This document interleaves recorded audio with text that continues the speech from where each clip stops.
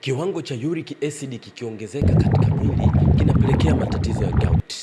Gout ni vinundu au kuvimba kwa maeneo ya maungio kutokana na zile uric crystal accommodate katika maungio.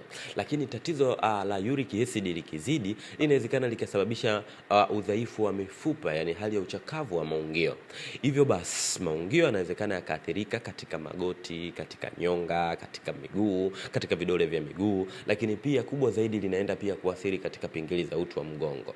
Ukiwa na kiwango kikubwa cha uric acid, tegemea kwamba utapata tu matatizo ya uti wa mgongo, kwa sababu uric acid kazi yake kuchakaza na kuweka crystal katika maungio yote ya mwili wa mwanadamu. Ukiwa wewe ni mpenzi wa nyama nyekundu na unywaji wa pombe kupindukia au kula vitu ambavyo vinaongeza uric kwa kiwango kikubwa, acha, ili mradi uweze kuepukana na kikombe hiki cha matatizo ya uti wa